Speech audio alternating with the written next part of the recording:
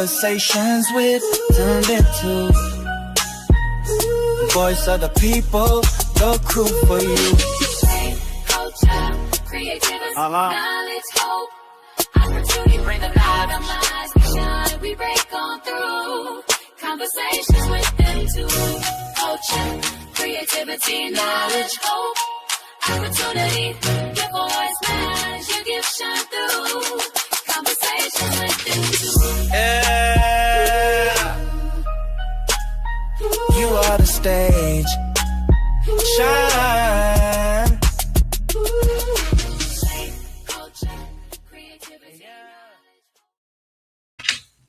What's up, family? Welcome to another wonderful and powerful edition of Conversations with Them Too, where we bring you real people, real stories, and real impact. I'm your boy MJ, and tonight we have a conversation that not only is meaningful, but it's deeply rooted in our community and the community's history, the resilience, and transformation.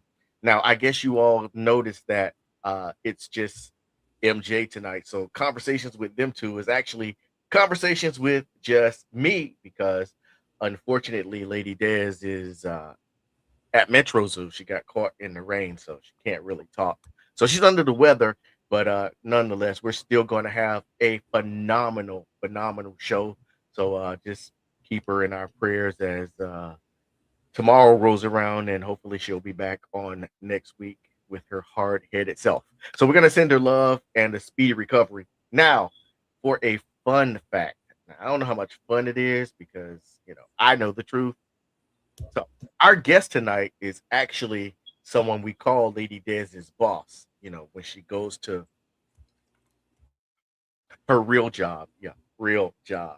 So you already know that this conversation is going to be very, very interesting tonight. So tonight we are honored and we want to welcome a very distinguished leader in the community. He's an advocate as well as a man whose work has helped shape lives for generations. And we went to school together, so I want you guys to help me welcome none other than the community activist himself, Mr. Kenneth Kilpatrick, who is the executive director of the Alternative Program, also known as T.A.P. Kenneth, welcome. Thank you, man. It's always a pleasure to see you, and we're praying for Lady Des, man, to recover, and hope she's getting some good rest. But good to see you again, man. Definitely good to see you, and kudos to everything that it is that you do in the community. So we're gonna jump right into it. So for those who may not be familiar, share a little about just who Kilpatrick is beyond the title. Me? Oh boy. You. Born and raised right here in Miami-Dade County. My family roots go back to the 19 teens, or actually the late 1800s. So I consider myself a implant native, right? I'm here. I'm here to stay. My family grew up, came through Coconut Grove, then through Liberty City, then through Brownsville, all of those communities when they were in their heyday. My family's journey through Liberty City stopped in a place called Railroad Shop, Colored Edition, and that is where a lot of prominent families actually started out in that community of Bahamian immigrants, if you will, who worked on Henry Flagler's railroad. They were building that railroad down here in the South to increase industry and access to it. So in that journey, my family lived next door to the family of Georgia Ayers. And Georgia Ayers, again, grew up right there in Railroad Shop, and she changed my father's Pampers. Wow. When she was a teenager. My dad is now 86 years old. Wow. So that's how far we go back. And there are other families that came out of Railroad Shop, the Curry family, the Brainans, folks like that. So, and I believe Esther Rowe lived in Railroad Shop at one time as well. So there's a lot of history that comes out of Railroad Shop, which is right there where Alapata Elementary and Middle School once were, now renamed after members of Railroad Shop, Georgia Jones Ayers Middle and Lenora Brainan Elementary. So I just carry that legacy. My grandfather and his work in the community. The Tallahassee Kilpatrick. I'm from the Tallahassee Kilpatricks on my dad's side. The Bahamian side is my grandmother's roots, and she migrated here when she was 19. So again, just so much history that's on my shoulders. It's just my legacy and my duty to carry as much of it as I can. Absolutely. So what inspired your passion for community work and advocacy? So again, it would have to be my granddad. My grandfather's George W. Kilpatrick, and he was a businessman and a community activist. And he was a businessman in segregated, in the segregated South, which Miami was no exception, Right. from what that meant. And so by the time I was a teenager, he was very prominent, in the community, and he worked alongside, Neil Adams and Athlete Ranger. Everybody knew everybody. He was a prominent member of the Model City, back then, administering board, which then, when it was run out of the White House, actually was responsible for a lot of the things that are built in our community today. And one of those things is the Joseph Caleb Center. Mm-hmm. My grandfather was, very instrumental in getting that built and getting it named for Joe Caleb. So, but a lot of history that came from just the little things that he did with PTAs and again, in the business sector, in the private sector, in the public sector. So just knowing that history was enough for me to say, let me put on my my workman's hat and get to work and carry that forward. So speaking of getting to work, take us back to the beginning of T.A.P. How did that come into existence? And tell us a little bit about what the original mission was. So the alternative program's mission from day one was to create an opportunity for no cash bail alternatives to incarceration. It started because, or in the aftermath of the 1980 McDuffie riots. Okay. And for those of us who are local and who remember the McDuffie riots as one of the worst civil disturbances in the history of the country, maybe not the worst, but it was pretty bad. And back then, I think the damage, the invoice to the community was somewhere about $180 million. And in 1980, that meant a lot more than $180 million, right? So, so in again, in the aftermath of that riot, you had economic outcries and responses that the local government looked to to fix what was wrong in the community. And then there was a criminal justice side of that, and there was a social side. So the economic side, for example, was the Metro Miami Action Plan, which people call today MD, the Miami-Dade Economic Advocacy Trust. Mm-hmm. And on the criminal justice side, the alternative programs was put together by Georgia Jones Ayers, who was then, and up until the day that she passed, one of the premier, most courageous activists that I dare say this state has ever seen. One of the most courageous that I've ever known. And she was able then to work with then State Attorney Janet Reno And then there was a brilliant senior assistant state attorney that worked under Janet Reno, who went on to become a brilliant judge in the system. His name was Tom Peterson. Yeah. Tom Peterson and George Ayers together wrote the alternative programs. It started in 1982, a few years after McDuffie.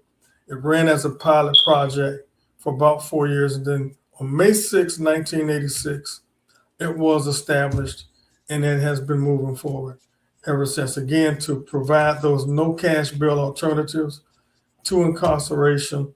And so one of the premier things and differences of this program and a lot of other, because there are a lot of programs, and every program that's out there is needed, because you don't have, there can never be enough opportunities for people when they transition out of jail to be able to take advantage of social services to get them back on their feet, back to the families. Absolutely. And you mentioned being incepted in 1986, which means that you're reaching 40 years.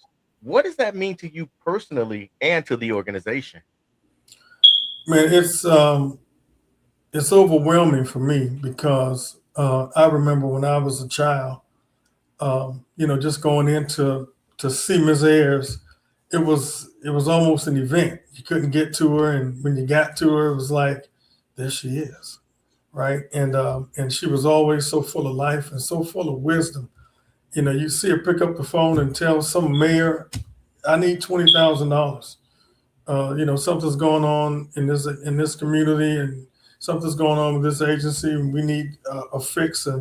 And so it was just, again, an overwhelming feeling to know that I was blessed with the opportunity to carry on a mantle that big and that important to the system and to the community.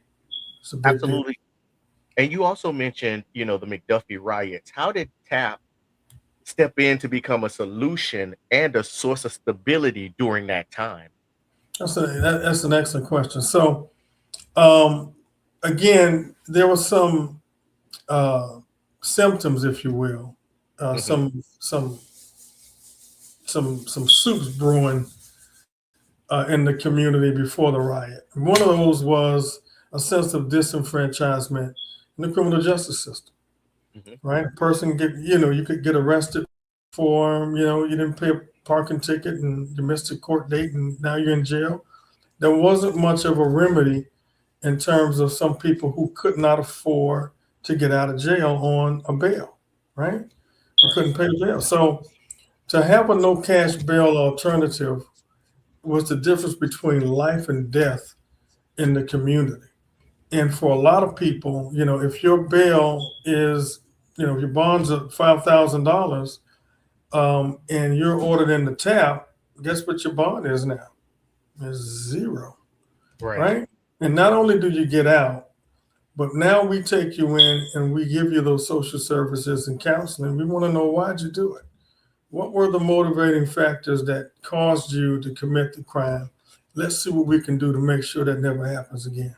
So those are the reasons why TAP was created, and it has worked. It's been a brilliant display of compassion and fairness in the criminal justice system. And I wish it was in more counties and in more states, because again, it's an outstanding model. Absolutely. Now, you mentioned being able to get out of jail with no bail. You mentioned counseling. What are some of the other programs that TAP offers today? And then, two-part question: what are some of the challenges that the community face right now? Let me rephrase that. What makes TAP different from other community organizations? So tell us about some of the other programs that TAP offer, and then let us know what makes TAP different than other community organizations. So some of the other programs that we offer include some of the wraparounds, and that means that we provide social services to the individuals that we release and are under our supervision. So, as an example, there's an opportunity for job training. There's a job opportunity for job placement. There's opportunities for substance abuse level one outpatient counseling, things like that. There's housing assistance. There's food insecurity assistance that we can provide, some in-house and some through referrals to our partners that we work with. So the difference between TAP and a lot of other organizations, of which I said before, all of whom are very, very important. You can never have enough programs providing individuals opportunities to get back on their feet. It's a very traumatic experience for many people who go to jail. So, if there's no one stop, there's no one fix. But the difference between TAP and a lot of other ones is that we provide what's called pretrial release, pretrial intervention, pretrial rehabilitation services. What that does is provides the individual an opportunity to get it right so that they can avert a felony conviction, right? And so a Okay. lot of programs are ex-felon programs or ex-offender programs or re-entry programs. That means you've done your time, but now you're a convicted felon. You come out of jail and now you need help getting back on your feet, which is to the earlier point, you can never have enough of that. Right. Because if you understand what happens once you're convicted, you have a hard time with housing, employment, even going back to school, right? So every aspect of life is touched once you are convicted. What the alternative programs does is we come in on the front end and we say, we'll take you now, which is pretrial. We'll take you now. We'll give you the social services, take you back before the judge, and hope that those charges will be dropped. Okay, let's pivot for a second because when we think of convicted felons, a lot of times we only think of adults. Let's talk about youth development and mentorship. How does TAP jump into that? Excellent question. So TAP has been working with the youth again from the beginning since 1986 and was responsible for opening some of the first alternative schools in the county's history. One of them was named after Janet Reno, Last Chance, and then one was supposed to be named after Hillary Clinton. So that's how far it goes back. And this one was when Hillary Clinton was First Lady, not Secretary of State, right? So we're talking, many decades ago, where kids are brought into our program then, and they still come to us now. They're referred to us by Department of Juvenile Justice, their juvenile probation officers, who give these kids to us, and instead of sitting in jail, they're diverted to us, and we're a diversion program. So we take those kids in, we provide again those wraparound services to them. We provide those wraparound services to their parents, and if there's a big brother, big sister, little brother, little sister, they get it too, right? We want to make sure that everybody gets the services so that there's no one left behind, because sometimes the problem is not in isolation, the problem is comprehensive. And so we want to make sure that we are plugging into each aspect of those children when we help them. Now, as we look ahead, what is the vision for the next 5 to 10 years for TAP? That's one. And then number two, when it's all said and done, what do you want the legacy of Kenneth Kilpatrick and TAP to be remembered for? Wow. All right. So next 5, 10 years, I'd love to see the program expanded in its full capacity to South Dade. South Dade is a different community now. It's no longer just red lands and farm and stuff like that. It has grown. It is a bustling metropolis now down south, and they need the services. And so hopefully we'll be able to expand and get the resources that we need to get down there and help those young folks and adults who can't make it all the way up to where we are now to get the services that we offer. And as far as legacy, I would love to see, for me, if TAP's legacy is strengthened, under my tenure, then that's my legacy. And so that's what we're looking to do to grow TAP, to make sure that she is strong and vibrant, that she has been able to reach more than she's ever been able to reach in the past. And if we can do that, I think we can get a little wink and a nod from Ms. Ayers from upstairs, and I can sleep pretty good at night, knowing that we did something pretty good. Well, you're definitely going to sleep well, sir, because you have helped the amount of people that TAP has helped from its inception to the things that you guys are doing now have been, immeasurable. I can say, I think that it's probably been in the millions. You guys have always been there for the community. And when you think about 40 years, being able to help people just get out and get that second chance and helping children, kids turn a different corner, it means the world. And like you said, sometimes when you don't have that dollar to get out of jail, that can be the difference between you getting out of jail or going to jail, period. So kudos to TAP for what it is that you do. Sir, I want to say thank you so much for joining us tonight and the incredible work you do. Just a couple of comments from social media. Hello from Zambia. That's Pastor Wino. Jeffrey Murray says, great commentary, wonderful interview. And the sick and shut in, Lady Des, is honored to work with such a great program and organization. And I got to give a shout out to my cousin in Dublin, Georgia, who's got us locked in. But I just want you to know that, Kenneth, your leadership and your commitment and your impact is truly inspiring. And we want to help you celebrate not just these 40 years, but the next 80 years to come. And sir, if there's ever anything that conversations with them two can do to help TAP and get the word out, we are always just a phone call away from you. Much appreciated. Now, I just want to give a shout out to those as well. Dr. Murray, who is he's the real architect of our turnaround of our juvenile program, and I'm so honored to work with him and all of the great work that he's been doing with those kids. And Lady Des, believe it or not, is the nucleus of our adult program. She's the one who goes into the trenches in the courts, and she comes back with the goal with those individuals who've been blessed with a second chance. So I don't know if you guys know it, but that other hat that Lady Des wears is pretty important, and she's pretty good at it. So she does work. Absolutely. Absolutely. Well, Mr. Kilpatrick, thank you once again, sir. We definitely appreciate you.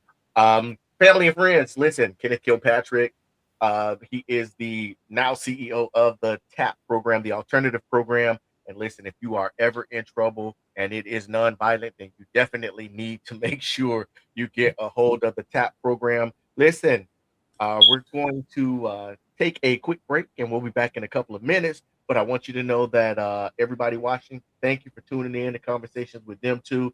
This conversation that you heard tonight, it's about honoring history, celebrating legacy, and looking forward to the future with purpose and empowerment. So also make sure you follow our Facebook and our YouTube channel, Conversations with Them Two. You can always email us at convowiththemtwo@gmail.com, and that's where you can get your book, You Are the Stage. You Are the Stage is a book that was penned by Lady Des and forced by me, where we tell you the ins and outs of how to navigate through the world of entertainment. And it's not just about entertainment. It's one of those books where once you pick it up, it will give you a roadmap getting where you need to be. Just remember, you are the stage. Mr. Kilpatrick, thank you once again, sir. We will do this again real soon.